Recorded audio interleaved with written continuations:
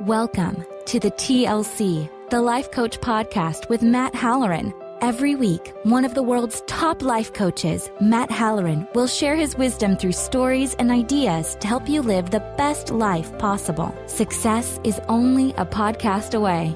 Now please welcome your host, Matt Halloran. Hello and welcome to episode number 20. This is the last episode in our mini-series about how to be an angel here on earth and La La Land. I've been talking about La La Land now over the last 4 podcasts, and today I thought it'd be a good idea for me to teach you a little bit more about what La La Land is and how you can implement it into your life. Each of the people who were involved in being an angel in my life, or when we were angels in other people's lives, we were in La La Land regardless if we knew it or not, and I think it's very important for actions or mindsets or behaviors to be specifically named, identified, and broken down for implementation. That's part of what I do as a coach. I unpack things, I break things down, I make them bite-sized and easy to, implement in your life. So step number 1 is really going back to the beginning for me, which is when I was a kid, my whole family, my parents, my grandparents, my aunts and uncles, even my brother used to consistently tell me, come back from La La Land. Where the heck are you? And I never knew why they wanted me to abandon my imagination and extrasensory perception. It seemed strange because I was practicing looking at the world in a different way than everybody else was. I was stopping and I was looking at people's facial expressions, and I was people watching, and I was, trying to extrapolate who they were and what were they doing, and all of these different things. And it's an exercise in your imagination. As we continue to get older, we just abandon that. Having an imagination and practicing your imagination is something that is frowned upon, which is one of the reasons why we have such a disconnect. One of the reasons why many of you aren't living up to your expectations of being an angel here on earth. This doesn't have anything to do with religion or spirituality. It has to do with activity and perception. It has to do with your philosophical underpinnings and making a conscious decision to try to make the world better. If your foundation is religious or spiritual, fantastic. Sit on that. Use that as your strong foundation to implement the 5 steps that I'm going to talk about in implementing and practicing living in the world of La La Land. I hope all of you enjoyed the podcasts. Some of the stories were easy to listen to. Some of the stories were not so easy to listen to. Some of the stories were very difficult for me to even tell. And if you have liked this, I'd really appreciate you subscribing to the podcast or just taking a second and writing a quick review so that more and more people can get to hear this and give me the opportunity to achieve some of my goals, which is to try to make a bigger difference on this planet through my podcasts. Trying to change the world one podcast at a time. So there's my first ask for you. My second ask is for you to start practicing living in La La Land. So as an adult, since most of us have abandoned our imagination, we don't practice it anymore, it's frowned upon. It's a lot like a runner training for a marathon. And I get asked all the time, well, Matt, how do you practice this? I mean, this is all deep and warm and fuzzy and touchy-feely and risky and all sorts of, objections that I get from people who I've talked to about this with. But it's like a couch to marathon program. It's probably the best way for me to put this. Now, most couch to marathon programs have a lot of intermittent steps, and some of them are things like run a 5K. You're not going to go from a couch to a marathon immediately, and if you do, you'll probably kill yourself and you probably won't finish. But the same step in La La Land as the same step into a couch to marathon program is you have to get off the couch. You have to start engaging with this world that we have tried so hard to ignore, which is step number 2. Now remember, LALA is look, assess, listen, and act. Look, assess, listen, and act. Looking, you would think, would be the easiest part of this, but it's the second most difficult, because action is the most difficult because you actually have to act and do something. But you have to learn to notice what's going on around you. Stop looking at your phone and look at people.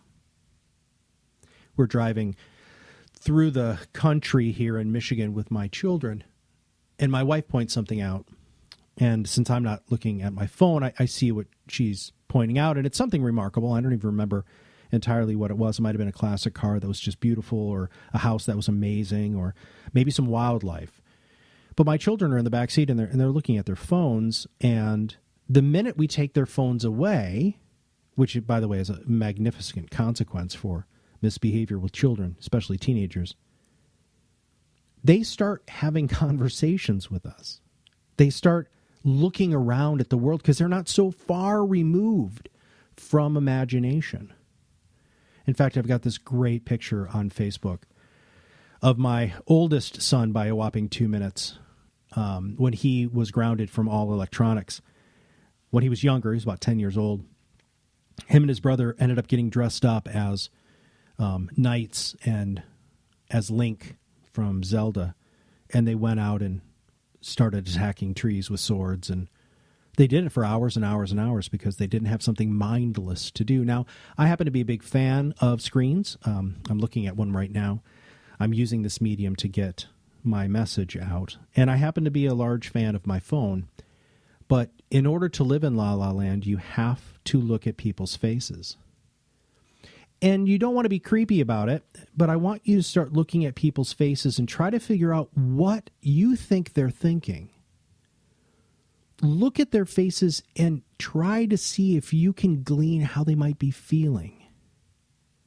Look into their eyes. Look at how their mouth is positioned. Look if they're breathing slowly or if they're breathing quickly.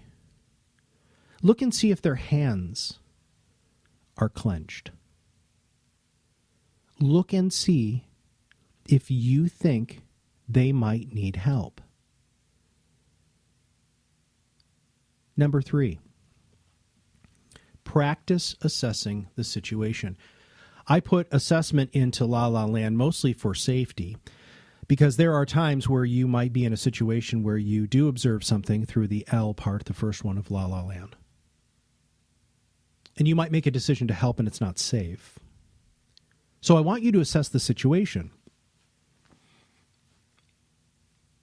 You don't have to be Jason Bourne, where you walk in and you notice every single solitary thing, where every exit is, who's sketchy in the building, where's the nearest weapon, blah, blah, blah. You don't have to be that. But you have to just ask yourself 3 big questions in assessment. Would you harm someone? Would someone harm you? Or would you inconvenience someone? So having a 45-minute conversation with a cashier because they look like they need to have a conversation could get that cashier fired and could really make everybody angry behind you in line. So you would need to take that one step further. And in that situation, you would ask the cashier if they were having a break anytime soon, and if they wouldn't mind, you would be more than happy to listen to whatever's going on while they're on break. A lot of La La Land, everybody, is just that next step. It's taking the step. It's not shrugging it off and saying, I don't need to deal with this, or I'm too busy, or my phone is too amazing. It's taking that step. So number 4, this is part of looking, which is strange because I'm talking about listening here, but a lot of what needs to happen when you're truly listening to somebody has absolutely nothing to do with what they're saying. In fact, the majority of communication is nonverbal. I don't know if you've noticed this with animals, young children, even spouses or significant others, family members who are very, very close. There's a lot that's unsaid that still triggers behavior, and that's part of really, truly listening, because you have to be present when you listen, but you also have to listen with more than just your ears. But I want to talk about being present when you listen. This means you turn off distractions. This is one of the more difficult things to practice. Listening is an exercise. Listening is, just because you have two ears doesn't mean you're actually listening. This happened this morning in my house. My wife said to my son 3 different times the same sentence. And after my wife left for work, my son went into my other son's room and asked him the exact question that my wife had answered for him 3 separate times, not 10 minutes before. Now, he might have been making eye contact, which he probably was, but that didn't mean he was listening. Many of you do the same stuff. You have to be present. You have to calm yourself down. You have to start breathing with nice deep breaths to try to clear your mind. If you're thinking of something else when you're trying to be in La La Land and be an angel here on earth, you just missed the boat. Now, you have to listen with more than your ears, too. You have to listen with your eyes also. You have to scan everything you can. It's not always about what people are saying, but it's about how they're saying and what they're doing when they're saying it. It might open your eyes to a lot of stuff in your life to make you just overall more successful if you just took these first 3 steps, 4 steps in your life. Getting off the couch, notice what's going on around you, practice assessing or just assess situations, and then listen. And many of you will go up to the listening step 4, and you will think that you are making progress. And to be brutally honest, you are, and I will be eternally grateful for you even taking the time to listen to someone. Look at their face. Listen to how quickly they're talking. Maybe they're talking very slowly. Maybe they're not making eye contact. Maybe they're looking just searing in your soul with their eyes. Maybe their hair is really messed up, or maybe it's really, really put together. Maybe the person is so put together that you know immediately that there could be something wrong because they might be hiding something. A lot of times, opening up your nose makes a big difference in listening. How do they smell? Do they smell great?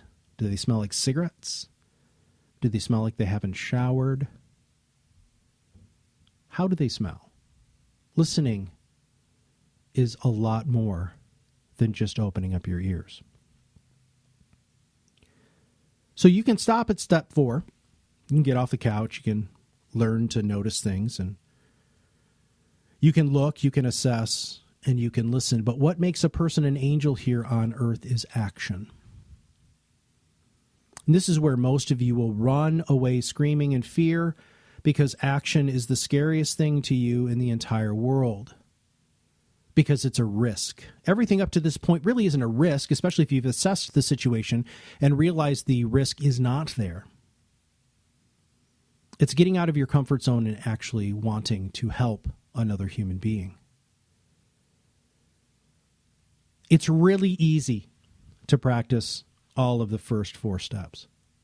I mean, hell, you get off the couch most of the time to go to work anyway, so heck, you're, a fifth of the way there. If you turn off your phone and just sit on the train or the subway or in your car and look around, you're going to be practicing your looking part of LALA. Sit around with your coworkers and people watch. Play games with other people to see what they come up with when John or Jane walks by. Don't be snarky, don't be catty, just assess. It's a wonderful, wonderful game. And then when somebody's talking to you at work or at home or at church or wherever you are, listen. But the difference between those people who have been great on this planet and those people who are just mediocre or are good is acting. When somebody tells you they need something, you do it. Sometimes acting is just listening. Sometimes you don't have to fix the problem. Sometimes just having the people understand that you are truly listening to them and you care will allow them to process their issues on their own. Now, I'm not talking about giving people thousands of dollars. I'm not talking about that. But I am talking about maybe potentially giving somebody a lift somewhere. Maybe it's paying for a person who's struggling to find the cash at the cashier.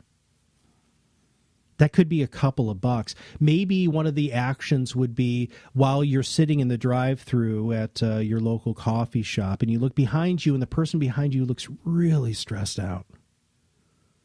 You might not be able to listen to them, but you can ask the person who is in the drive-thru, did the person behind me sound frustrated? And they'll be quite surprised that you even asked that question. And if they say yes, say, I would like to purchase their coffee for them. And I would like for you to tell them that somebody cares and wants you to have a great day. These are little itty-bitty actions. Now, you can also act in a grandiose matter. Right now in the world, especially here in North America, we've been getting just decimated by weather. Floods and hurricanes, rains, droughts, wildfires. Maybe part of your LALA is getting off the couch and going to drive to help rebuild communities. Maybe it's mission work. The goal is to act. Every one of the stories that I told you, somebody acted. Some of them were very small, minor actions, and some of them were very large, time-consuming actions. But the difference is, to truly live in La La Land, you've got to act. I want to thank you for listening to this mini-series. It was very important to me to talk about La La Land and how to be an angel here on earth. Because as a coach and as a fellow human being spinning on this planet, going very, very fast, screaming through space, you have to ask yourself, what are you doing here? And if it's a spiritual basis, I guarantee you that there's action involved.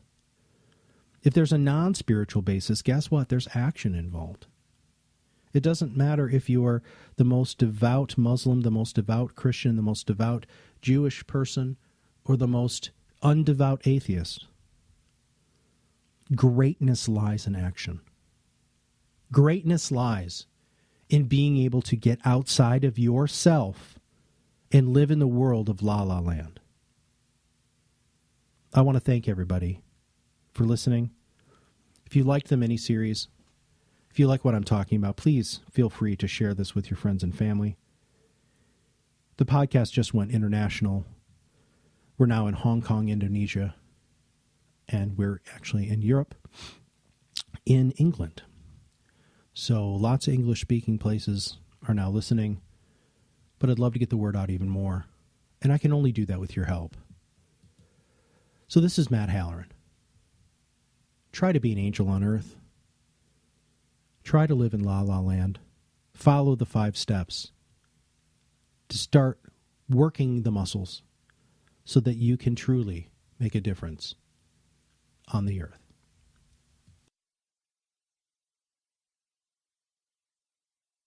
Thank you for taking the time out of your busy life to listen to our podcast. Remember, a single change, no matter how big or small, can start you on your path to live your best life possible. You deserve it. We will see you on the other side of the mic soon. Have a wonderful day.